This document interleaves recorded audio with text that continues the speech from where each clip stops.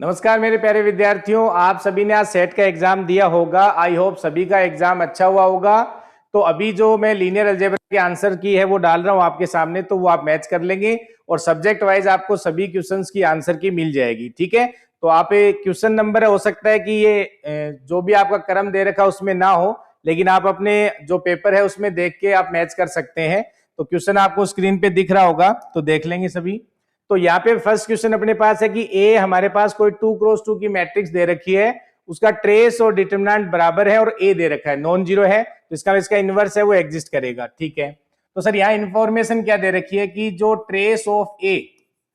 बराबर दे रखा है डिटरमिनेंट ऑफ ए, और ये हमें ए दिया हुआ है जो नॉन जीरो है। ठीक है, और साथ में 2x2 की मैट्रिक्स दे रखी है और ट्रेस ऑफ ए इनवर्स हमें पूछा गया है। तो अब आप देखो 2x2 की मैट्रिक्स है, तो इसका अपन क्या लिख सकते हैं, पहले कैरेक्टरिस्टिक पॉलिनोमियल लिख लो। तो क्या होता है sir, x square minus trace of A, तो ट्रेस ऑफ ए कितना होगा, ए दे रखा है, इंटू एक्स होता है, plus determinant of A, determinant of A कितना है, वो भी ए है, बराबर जीरो हो जाएगा। और हर कैरेक्टरिस्टिक पॉलिनोमियल, किसी भी मैट्रिक्स का आप कैरेक्टरिस्टिक पॉलिनोमियल लिखो, उस कैरेक्टरिस्टिक पॉलिनोमियल को वो मैट्रिक्स हमेशा सेटिस्फाई करती है। तो सर यहां से ए स्क्वायर माइनस ए इंटू ए प्लस ए इंटू आइडेंटिटी बराबर क्या होगा, जीरो होगा, ये लिख सकते हैं। और अगर इनको उधर भेज दें तो यहां से हमें ए इनवर्स ऑपरेट करना है, क्योंकि ए इनवर्स का मान निकालना है, उसका ट्रेस निकालना है। तो सर यहां से ए इंटू आइडेंटिटी बराबर, इसको दोनों को उधर भेजें तो माइनस ए स्क्वायर, और यहाँ माइनस ए और ये प्लस का हो जाएगा, ये लिख सकते हैं। ए इनवर्स ऑपरेट करेंगे तो ए इंटू ए इनवर्स, और यहां से क्या आएगा सर, ए इनवर्स ऑपरेट करेंगे तो माइनस ए, और यहां से प्लस ए इंटू आइडेंटिटी मैट्रिक्स, दोनों साइड ट्रेस लिख देंगे तो क्या आएगा सर, यहां से ट्रेस ऑफ ए इनवर्स बराबर हो जाएगा 1/a, क्योंकि इस ए को मैंने इधर भेज दिया, तो 1/a बाहर ले लेते हैं, और यहां ये बन जाएगा सर ट्रेस ऑफ माइनस ए, और यहां बनेगा trace of A into identity matrix. तो देखो यहाँ दो प्रॉपर्टी काम में आ रही है बेटा, क्या क्या, कि sir trace of A plus B है वो trace of A plus trace of B होता है, और ट्रेस ऑफ अल्फा ए है तो alpha into trace of A हो जाता है। तो ये प्रॉपर्टी मैं काम ले यहाँ पे यूज में लेके ये मान लिख रहा हूं। तो यहां से क्या आएगा देखो, तो सर यहां से आ गया अपने पास ट्रेस ऑफ ए इनवर्स बराबर, तो 1/a बाहर आ जाएगा, और यहां से आप देखो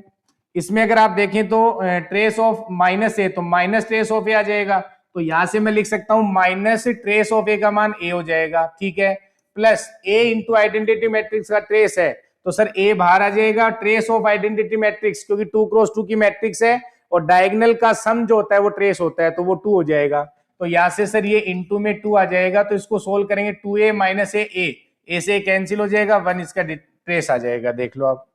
इसका ट्रेस क्या आ जाएगा, 1 आ जाएगा, तो इसमें बी ऑप्शन है वो करेक्ट हो जाएगा। ठीक है, नेक्स्ट क्वेश्चन देखें। ये हमें दे रखा है कि हमें एक इक्वेशन दे रखी है बेटा यहाँ पे एक्स क्यूब माइनस और पी एक्स प्लस क्यू बराबर 0 दिया हुआ है। What is the determinant of this matrix, तो इस मैट्रिक्स का डिटरमिनेंट हमें फाइंड आउट करना है। तो आप देखें इसमें कि सर यहां से अगर हमें पी का मान अगर अपन 1 रख दें और क्यू का मान 0 रख दें, तो ये equation x square minus x cube minus x बराबर 0 हो जाएगी, और यहां से एक्स कॉमन लेंगे तो एक्स स्क्वायर माइनस 1 बराबर 0। तो सर यहां से x बराबर 0, 1 और -1, ये इसके क्या आ जाएंगे, रूट्स आ जाएंगे। तो यहां से ये अल्फा का मान है, ये बीटा का मान है, और ये गामा का मान है। तो यहां से अगर रखें इसमें मैट्रिक्स में, तो सर इसका डिटरमिनेंट चेक कर लेते हैं क्या आ रहा है। तो देखो इसमें यहां आ जाएगा अल्फा का मान क्या है, 0, तो 0, 1 और गामा का मान -1, तो बीटा का मान 1 और गामा का मान हो गया -1 और अल्फा 0, और यहां से गामा का मान हो गया अपने पास -1 और अल्फा 0 और बी 1 हो गया। तो इसका डिटरमिनेंट निकालोगे तो क्या आएगा, ये इसका डिटरमिनेंट है वो 0 आ जाएगा, वेरीफाई कर लेना। ठीक है, डिटरमिनेंट 0 आ जाएगा, और डिटरमिनेंट 0 आ गया तो अब देखो 3 ऑप्शन डिस्कार्ड हो गए, ए नहीं हो सकता, सी नहीं हो सकता, डी नहीं हो सकता, क्योंकि आप पी का मान 1 ले रहे हैं, क्यू 0 ले रहे हैं। तो सर 1 ले रहे हैं तो ये डिस्कार्ड हो गया क्योंकि डिटरमिनेंट 0 आ रहा है, ये भी डिस्कार्ड हो गया और ये भी डिस्कार्ड हो गया, तो बी आंसर है वो इसका करेक्ट आंसर हो जाएगा, तो ऑप्शन बी करेक्ट हो जाएगा। नेक्स्ट देखें आप, यहां में पूछा है ए बी और ए प्लस बी अगर इन्वर्टिबल है तो ए इनवर्स और बी इनवर्स इन्वर्टिबल होंगे या नहीं होंगे। अब आपको पता है कि ए बी और A plus B is invertible, अगर ये इन्वर्टिबल है तो इसका मतलब हो गया sir A inverse and B inverse exist करेंगे, ए इनवर्स और बी इनवर्स एग्जिस्ट करेंगे। तो यहां से हम लिख सकते हैं कि सर ए प्लस बी और इस पे अगर मैं ए इनवर्स ऑपरेट करूं तो ये भी क्या होगा, क्योंकि ये इन्वर्टिबल मैट्रिक्स है और ये इन्वर्टिबल मैट्रिक्स है तो इनका प्रोडक्ट इन्वर्टिबल मैट्रिक्स आएगा। तो यहां से हम क्या लिख सकते हैं सर, ये आ जाएगा आइडेंटिटी और यहां से बी ए इनवर्स। और बेटा ये एग्जाम में जो नेट का 2011 का पेपर है उससे पूछा गया, सेम टू सेम क्वेश्चन है, बस उसमें 2 ऑप्शन और थे, उनमें से 2 ऑप्शन उठाए गए। तो नेट के काफी क्वेश्चन है वो डायरेक्टली पूछे गए हैं। तो यहां से देखो इसमें ये आ जाएगा। अब ये हमारे पास ये भी क्या होगा, इन्वर्टिबल होगा। और ये अगर इन्वर्टिबल है तो सर इस पे अगर मैं बी इनवर्स ऑपरेट करूं तब भी ये इन्वर्टिबल रहेगा। इस केस में भी क्या रहेगा सर, इस केस में भी ये इन्वर्टिबल रहेगा क्योंकि इन्वर्टिबल मैट्रिक्स ऑपरेट कर रहे हैं। और अगर ये इन्वर्टिबल है तो आप इसको ऑपरेट कर दो बी इनवर्स और प्लस ये बन जाएगा ए इनवर्स, तो ये भी क्या आ जाएगा, इन्वर्टिबल आ जाएगा। क्योंकि इन्वर्टिबल है तो इसका मतलब डिटरमिनेंट नॉन जीरो है, स्क्वायर मैट्रिक्स है, डिटरमिनेंट नॉन जीरो है, रैंक फुल रैंक हो जाएगी, फंक्शन 1 1 ऑन 2 हो जाता है, तो इसका मतलब इन्वर्टिबल मैट्रिक्स है। तो अगर 2 इन्वर्टिबल मैट्रिक्स हैं तो इनका प्रोडक्ट है वो भी क्या आएगा, इन्वर्टिबल मैट्रिक्स आएगा। तो इस हिसाब से अपन इसमें B inverse plus A inverse है वो क्या आ जाएगा, इन्वर्टिबल मैट्रिक्स आ जाएगा। एक पूछा है कि ए बी अगर निलपोटेंट है तो बी ए निलपोटेंट होगा क्या, तो ये भी आसान सा क्वेश्चन था। देखो ए बी निलपोटेंट है तो ए बी निलपोटेंट है तो अगर मैं यहां से ए इनवर्स ऑपरेट करूं, इधर ए ऑपरेट करूं, इसको मैं बी ए के बराबर लिख सकता हूं कि नहीं। आप देखें भाई ये दोनों बराबर ही चीज है क्योंकि ए इनवर्स और ए करेंगे तो आइडेंटिटी आ जाएगा और आइडेंटिटी इंटू बी ए है वो बी ए आ जाएगा, बिल्कुल लिख सकते हैं। अब आप देखो यहां से सिमिलर मैट्रिक्स की डेफिनेशन आप जानते हैं कि सर यहां देखो ये हमारे पास ए बी है और ये बी ए है,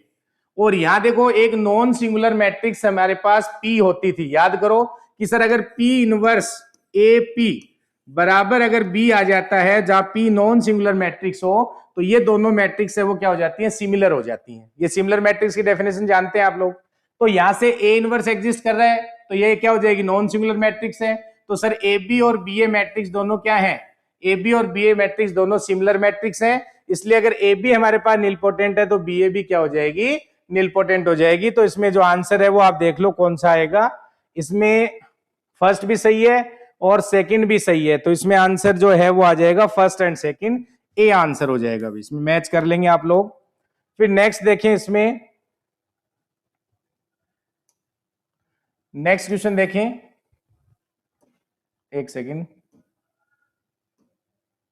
ये हो गया। नेक्स्ट देखें इसमें आप,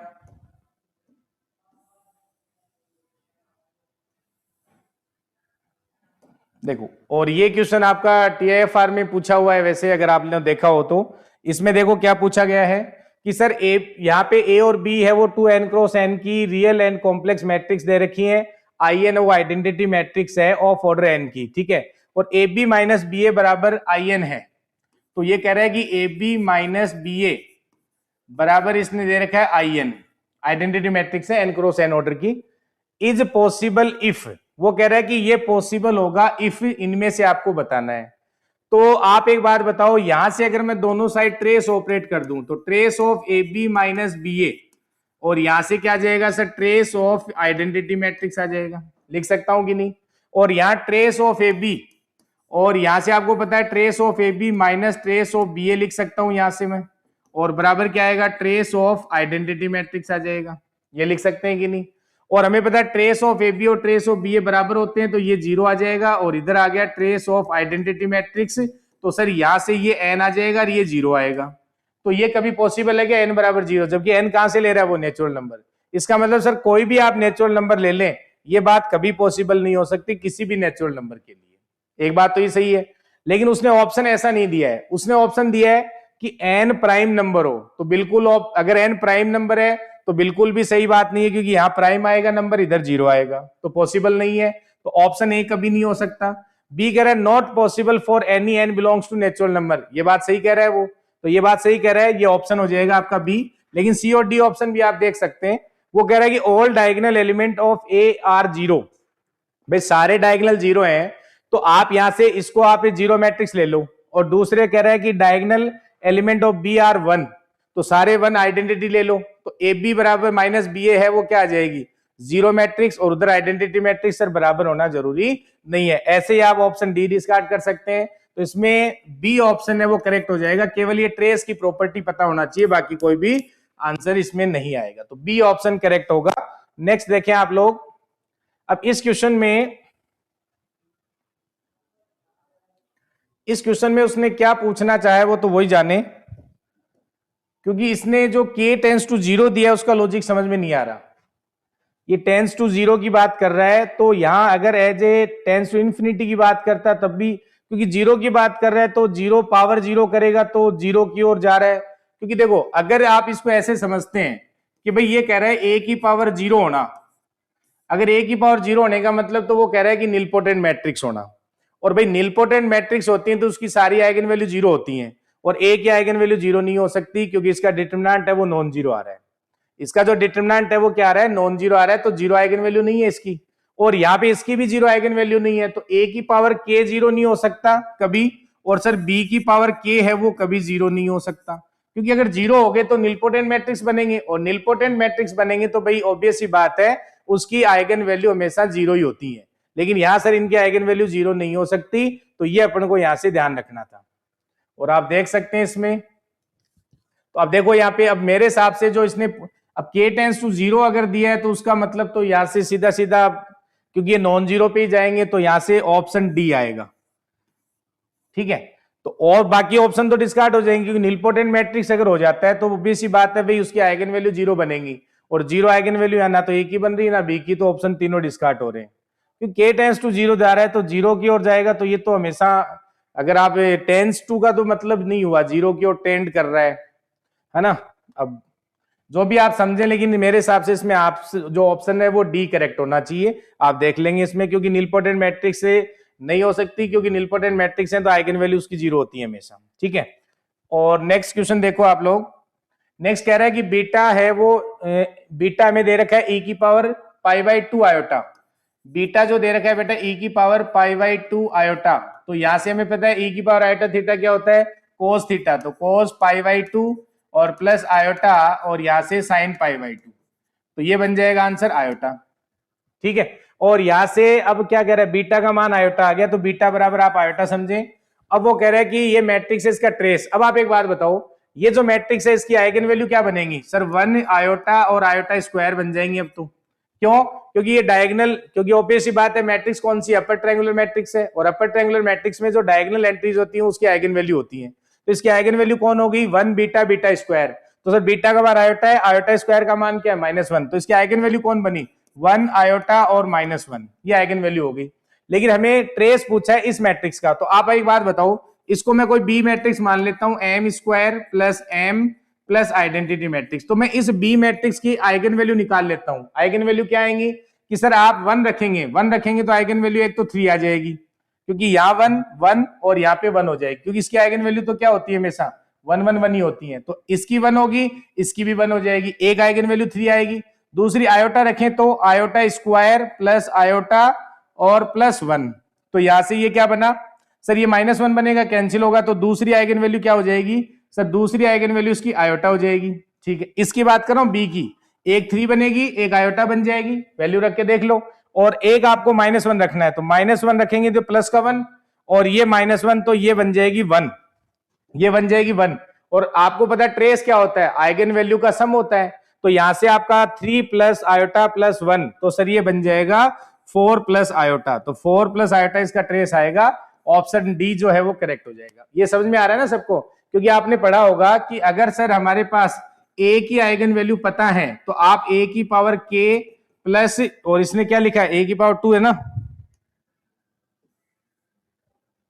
तो यहां से a की power 2 plus a plus identity की आइगन वैल्यू अपन निकाल सकते हैं, तो इसकी आइगन वैल्यू एक ही रख दो इसमें, तो इसकी आइगन वैल्यू आ जाती है, ठीक है। इस कंसेप्ट पे 2 क्वेश्चन है, एक और भी पूछा गया है जिसमें 2000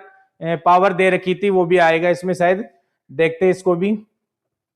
तो ये देख लेंगे सभी। और ये आसान सा क्वेश्चन था, सबने कर लिया होगा,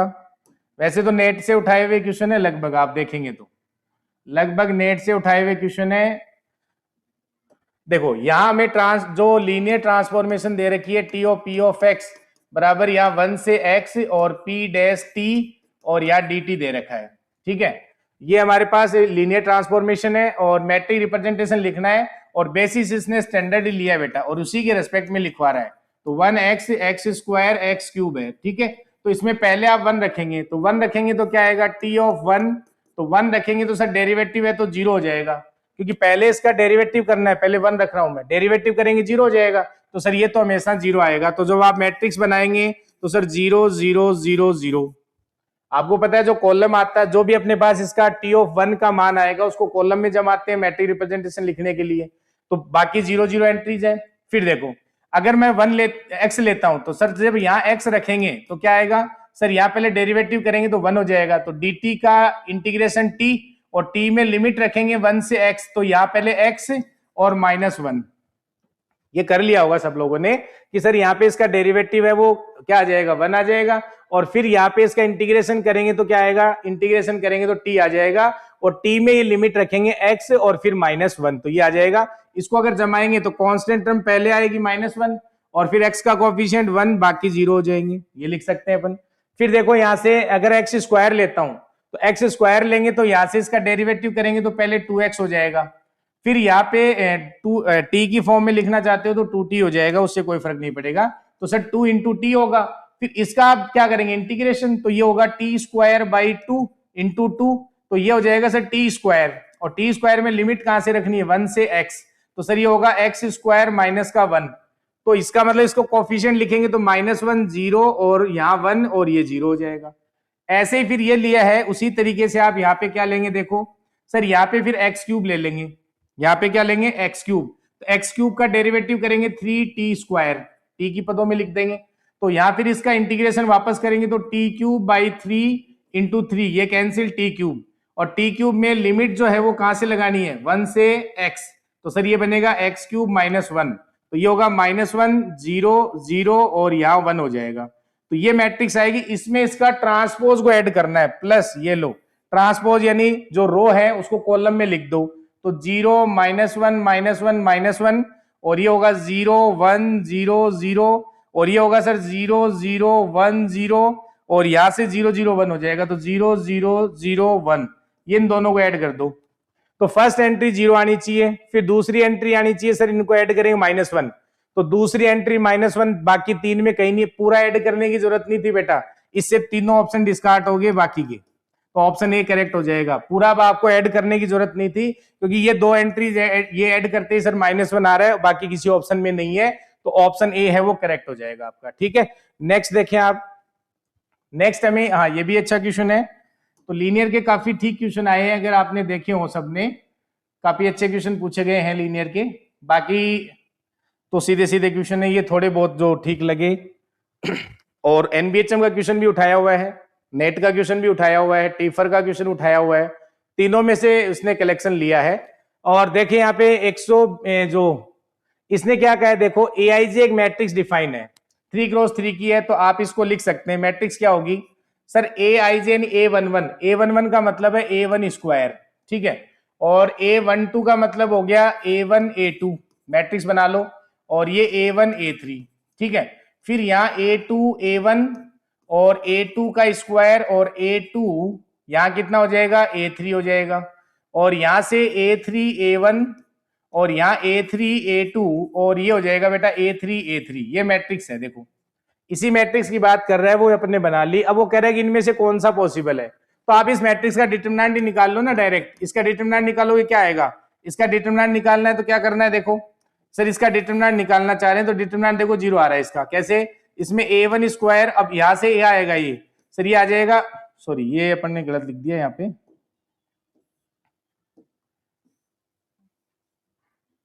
यहाँ A3 आएगा ना, ये लिखो, ठीक है। अब देखो सर यहां से इसका डिटरमिनेंट निकालेंगे तो A2 स्क्वायर, तो A2 स्क्वायर और माइनस क्या है,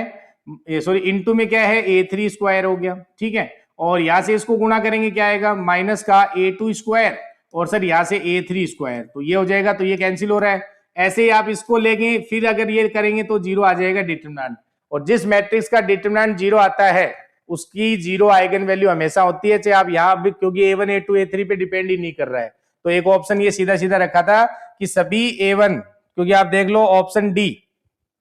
कि सभी A1 A2 A3 के लिए शून्य A का आइगन मान है, इंग्लिश में देख लो, for all A1 A2 A3 0 is an eigenvalue of A, तो ऑप्शन डी है वो करेक्ट हो जाएगा, करेक्ट ही पूछा था ना, वो देख लेंगे एक बार। बाकी पढ़ने की जरूरत नहीं, इसका डिटरमिनेंट देख लेते हैं तो ऑप्शन डी है वो करेक्ट हो जाएगा। तो यहाँ जो ऑप्शन डी है वो आंसर होगा इसमें, डी ऑप्शन। ठीक है, ये देख लेंगे ऑप्शन डी दिखनी, अच्छा यहाँ दिख रहा है ना इंग्लिश में, ये देख लो। तो सर यहाँ पे इसका डिटरमिनेंट है वो 0 आ जाएगा, आप वेरीफाई कर लेते हैं इसमें। नेक्स्ट देखें आप क्वेश्चन। अब ये क्वेश्चन एनबीएचएम 2009 में पूछा हुआ है, ये जो क्वेश्चन है वो एनबीएचएम 2009 में पूछा हुआ है, आप देख लेंगे। तो यहाँ ये कह रहा है कि ये ऑर्थोगोनल कब होगा, तो अगर ऑर्थोगोनल होगा तो यहां से आप देख सकते हैं कि A is orthogonal, A is, ये पड़ी हुई कंडीशन सबकी, A is orthogonal, A is orthogonal if and only if. तो यहां क्या होगा sir, A into A transpose equals to identity और बराबर होना चाहिए ए ट्रांसपोज ए। तो हम ए कंडीशन लेके चलते हैं, क्योंकि यहां से ए जो हमें दे रखा है, ए क्या है, identity minus 2x x transpose, ये भी एन क्रॉस एन की मैट्रिक्स आएगी, ये भी एन क्रॉस एन की मैट्रिक्स आएगी, इसका ट्रांसपोज करो। तो ट्रांसपोज करेंगे तो सर आइडेंटिटी का ट्रांसपोज आइडेंटिटी माइनस 2, और इसका ट्रांसपोज देखो एक्स एक्स ट्रांसपोज का ट्रांसपोज करना है, तो ए बी का ट्रांसपोज क्या होता है, बी ट्रांसपोज ए ट्रांसपोज। तो क्या बनेगा सर, एक्स ट्रांसपोज का ट्रांसपोज और यहाँ एक्स ट्रांसपोज। तो सर यहाँ से एक्स ट्रांसपोज का ट्रांसपोज तो वापस एक्स हो जाता है, तो ये वापस एक्स एक्स ट्रांसपोज ही आ गया। इसका मतलब सर इसका जो ट्रांसपोज है वो क्या आ जाएगा, ट्रांसपोज यहां से एक्स एक्स ट्रांसपोज ही हो जाएगा। तो ये समझ में आ गया। अब इन दोनों को गुणा कर लो, तो गुणा करोगे तो क्या आएगा, इनको गुणा करो, तो गुणा करेंगे तो क्या आएगा, ए ए ट्रांसपोज। तो गुणा करेंगे तो आप देखो इसी को इसी से गुणा करना है, तो identity minus 2x x transpose minus 2x x transpose और प्लस का 4, और ये बनेगा एक्स एक्स ट्रांसपोज और यहाँ एक्स एक्स ट्रांसपोज, ये आ जाएगा। आप देख लो, क्योंकि आप यहां से इसको इसी से गुणा करना है, ए ए ट्रांसपोज बराबर क्या रखना है सर, इसके बराबर आइडेंटिटी आना चाहिए। तो आइडेंटिटी कब आएगा सर, जब यहां आइडेंटिटी बचे। तो अगर मैं x transpose x x transpose, देखो इधर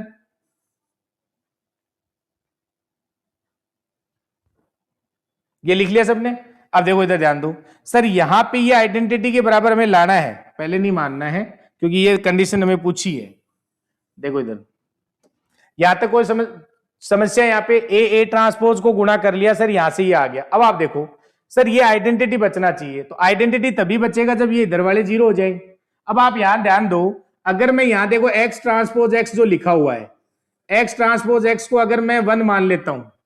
अगर एक्स ट्रांसपोज एक्स अगर 1 आ जाए तो सर यहां से 4 इंटू एक्स एक्स ट्रांसपोज बच जाएगा, और 4 इंटू एक्स एक्स ट्रांसपोज यहां से ये माइनस का 2 कैंसिल हो जाएंगे। तो ये ऑर्थोगोनल कब होंगे, जब अगर हमारे पास एक्स ट्रांसपोज एक्स का मान क्या आना चाहिए, 1 आना चाहिए। एक्स ट्रांसपोज एक्स का मान क्या आना चाहिए, 1 आना चाहिए। ये कंडीशन आएगी तब ये ऑर्थोगोनल होते हैं, और ये कंडीशन होती है, ये जो मैट्रिक्स हमें दे रखी है ये ऑर्थोगोनल कब होती है, इफ एंड ओनली इफ जब हमारे पास एक्स ट्रांसपोज एक्स का मान 1 हो जाए। अब देख लो कौन सा आंसर होगा, तो ये इसमें क्वेश्चन पूछा गया था, तो एक्स ट्रांसपोज एक्स का मान 1 हो जाए। तो यहां से ये ऑप्शन तो शायद किसी में दिख नहीं रहा है क्या, एक्स एक्स ट्रांसपोज एक्स का मान, तो ऑप्शन डी हो जाएगा। कहीं नहीं दिख रहा ना, देख लो एक बार। हाँ, तो ये एक्स ट्रांसपोज एक्स 1 होना चाहिए, तो ऑप्शन डी इसमें आंसर हो जाएगा आपका। नेक्स्ट देखें, ये जैसी फॉर्म पे क्वेश्चन पूछा गया था, जैसी फॉर्म पे क्वेश्चन पूछा गया था, अगर आप लोगों ने ध्यान दिया हो, जॉर्डन कैनोनिकल फॉर्म पे। अब देखो यहाँ पे एक कैरेक्टरिस्टिक दे रखा है, मिनिमल पॉलिनोमियल दे रखा है, तो कैरेक्टरिस्टिक में लिख देता हूं। यहाँ पे जो हमारे पास मैट्रिक्स है उसका कैरेक्टरिस्टिक पॉलिनोमियल जो दे रखा है वो है हमारे पास लैम्डा क्यूब और लैम्डा माइनस 1 की पावर 4 और लैम्डा प्लस 1 की पावर 3, और इसी का मिनिमल पॉलिनोमियल जो दे रखा है वो क्या है, वो लैम्डा स्क्वायर और इंटू में लैम्डा माइनस 1 का होल स्क्वायर और लैम्डा प्लस 1, ये दे रखा है। ठीक है, अब देखो एक तो ये आप फॉर्मूले से भी कर सकते थे, इसमें आंसर 2 आ जाएगा। क्यों, क्योंकि ये इसने पूछा क्या है, इसने पूछा है कि how many non similar matrix. तो आपको पता है नॉन सिमिलर मैट्रिक्स पूछी जाए या नंबर ऑफ जेसी फॉर्म पूछे एक ही बात होती है। तो sir number of JC form पूछे या नॉन सिमिलर मैट्रिक्स पूछे, बात एक ही होती है। एक तो देखो इसका फॉर्मूला होता है और आप जेसी फॉर्म बना के भी देख सकते हैं। फॉर्मूला क्या होता है अगर याद हो तो आपको, कि सर अगर मान लो यहाँ एक्स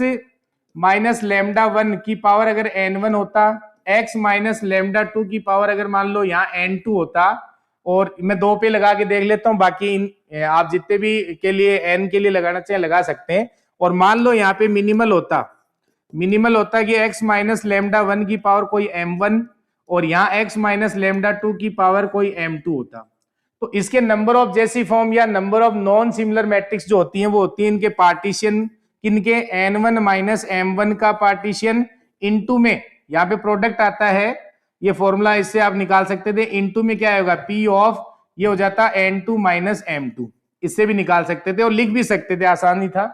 लेकिन ये ध्यान रखना है ये नंबर ऑफ पार्टीशन को रिप्रेजेंट कर रहा है, ये भी नंबर ऑफ पार्टीशन, और ये ध्यान रखें ऐसा पार्टीशन इनमें नहीं लेना होता जिसका ऑर्डर मिनिमल से ज्यादा हो, क्योंकि आपको पता है कोई भी जॉर्डन ब्लॉक बनाएंगे आप, उसका ऑर्डर मिनिमल पॉलिनोमियल में जो उसका ऑर्डर है उससे ज्यादा नहीं हो सकता। तो इसका मतलब पार्टीशन करते समय ये चीज जरूर ध्यान रखनी है कि उसमें वो पार्टीशन नहीं लेना है जिसमें ऑर्डर है वो मिनिमल से ज्यादा जा रहा हो। तो आप देख लो, अब यहां लगाते तो ये फॉर्मूला, सर यहां लगाते तो p of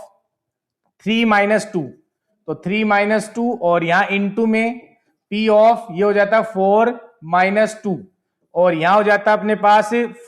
p of 3 minus 1, ये इसका आंसर होता। तो इसका answer p of 1, p of 2, p of 2, देखो ऐसे आएगा। ये यहाँ पे अपन एक सेकेंड यहां से लिख सकते हैं, सर ये होता अपने पास p ऑफ 1, p ऑफ 2 और p ऑफ 2।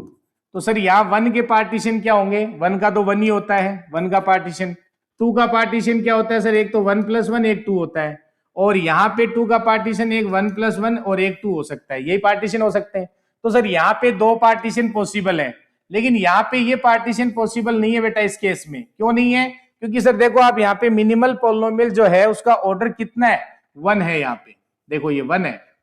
और 1 से ज्यादा ऑर्डर का आप यहाँ जॉर्डन ब्लॉक नहीं ले सकते। 1 से ज्यादा का ऑर्डर जो जॉर्डन ब्लॉक है वो आप नहीं ले सकते, इसलिए इसका मतलब यहां से केवल ये एक पार्टीशन काउंट होगा। कौन सा वाला सर, यहां से ये एक पार्टीशन ये वाला काउंट होगा,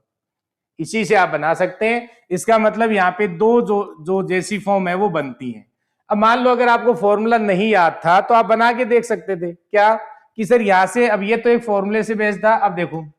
यहां अपने पास आइगन वैल्यू क्या है सर, एक तो 0 है, एक 1 है, एक -1 है। अब आपको पता है कि जो मिनिमल पॉलिनोमियल होता है उस ऑर्डर का एक जॉर्डन ब्लॉक तो आपको रखना ही होता है, बाकी जॉर्डन ब्लॉक है वो किसी भी ऑर्डर के हो सकते हैं लेकिन उससे ज्यादा नहीं हो सकते। तो सर यहां से ये एक 2 ऑर्डर का बनाना है, इधर भी एक 2 ऑर्डर का, इधर ये 1 ऑर्डर का रखना है। तो यहां से जब मैं अगर जैसी फॉर्म लिखता है इसकी तो क्या आती बताओ, अगर इसकी जैसी फॉर्म अपन लिखते तो यहां से अपन जैसी फॉर्म इसकी बना सकते थे सर, यहाँ पे 0 1 0 और 0, एक तो 2 ऑर्डर का रखना ही पड़ता। और अगर आपने 2 ऑर्डर का रख लिया, देखो अगर आपने यहाँ 2 ऑर्डर का जॉर्डन ब्लॉक रख लिया तो यहाँ पॉसिबिलिटी फिर उसके पास दूसरे के पास क्या बनी कि सर वहां पे आपको एक सिंगल ही रखना पड़ेगा। तो यहाँ अगर जैसी फॉर्म पढ़ा हुआ है तो ही समझ में आएगा बेटा ना,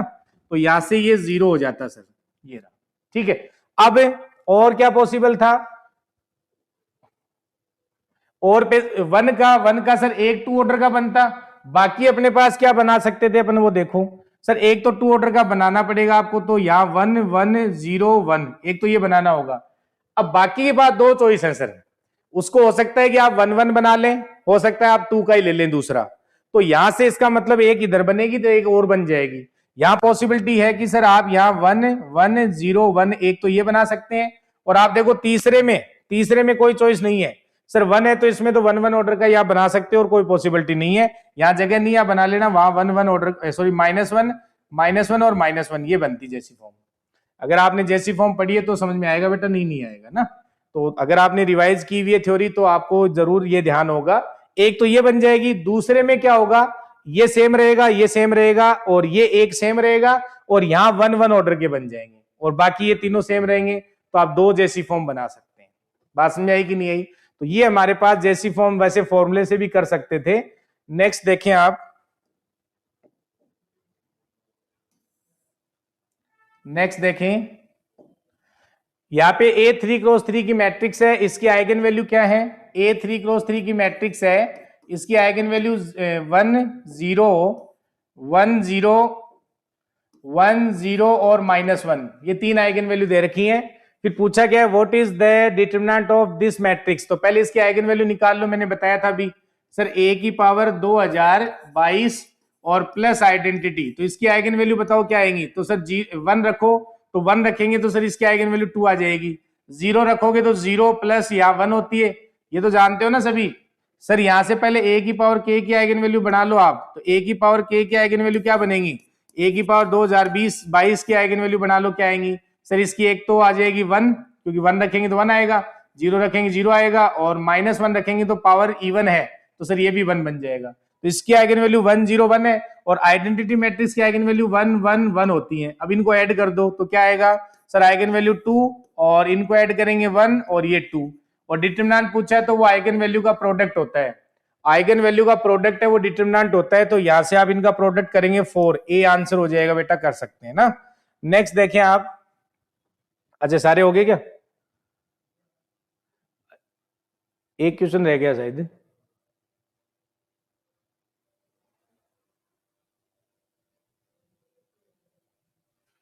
एक क्वेश्चन रह गया, हाँ ये वाला, तो इसको देखें।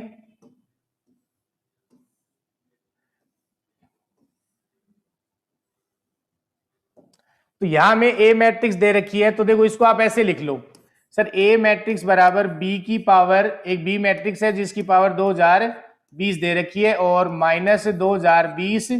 और या आइडेंटिटी मैट्रिक्स है, ठीक है। इसको भी देखो आप कैसे कर सकते थे, ऑप्शन से भी हो जाता। इसकी आइगन वैल्यू बी की निकाल लो, तो बी की आइगन वैल्यू आप निकालेंगे तो 2 और 4 आ जाएगी, आप निकाल लेना, क्योंकि 2 और 6 आएगी, सॉरी, इसकी आइगन वैल्यू, क्योंकि निकाल लो, इसमें बी की आइगन वैल्यू निकाल रहे हैं अपन, इसके लिए अपन इसका कैरेक्टरिस्टिक लिखेंगे तो एक्स स्क्वायर, और ट्रेस कितना है सर, ट्रेस 8 है, क्योंकि डायगोनल का सम ट्रेस होता है, तो 8x, और प्लस डिटरमिनेंट कितना है, ये हो गया अपना 15 - 3, सर ये 12 हो गया, बराबर 0। तो इसके रूट्स निकालोगे तो एक तो 2 आ जाएगा, एक 6 आ जाएगा।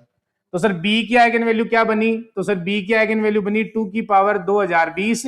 और एक बनी अपने पास 6 की पावर 2020 बन गई, ये दो आइगन वैल्यू बनी। अब यहाँ इसकी आइगन वैल्यू क्या है सर, इसकी आइगन वैल्यू -2020, और दूसरी भी क्या होगी -2020, तो यहां से इसकी आइगन वैल्यू क्या बनेगी सर, इसमें से -2020 कर दो, और यहां भी माइनस में से 2020 कर दो, ये लो। अब देखो यहां से, अब ऑप्शन देख लेते तो आपको ये मान निकालने की भी जरूरत नहीं थी। वो कह रहा है कि बोथ रियल, तो रियल तो आ रही है, नॉन नेगेटिव एंड डिफरेंट, तो डिफरेंट तो आ रही है, लेकिन नॉन नेगेटिव, नॉन नेगेटिव का मतलब होता है या तो 0 या फिर पॉजिटिव, तो 0 तो ये आएगी नहीं, क्योंकि ये दोनों कभी बराबर नहीं हो सकते। तो सर यहां से ये भी 0 नहीं है, ये भी 0 नहीं है, इसका मतलब non negative and different, non negative and different है, तो यहाँ नॉन नेगेटिव नहीं आएगा, क्योंकि सर ये हमेशा दोनों पॉजिटिव रहेंगी, तो या क्योंकि पॉजिटिव रहेंगी या नहीं रहेंगी हमें देखने की जरूरत नहीं है, क्योंकि नेगेटिव का ऑप्शन ही नहीं है। आप देख लो, नेगेटिव का कहीं ऑप्शन ही नहीं है सर इसके अंदर, तो नेगेटिव का ऑप्शन नहीं है, तो इसका मतलब पॉजिटिव आइगन वैल्यू ही डिफरेंट दोनों है, दिख रही है, तो आप डायरेक्ट ये आंसर बता सकते थे यहाँ कि सॉरी सी नहीं होगा, क्योंकि रिपीट नहीं हो रही है,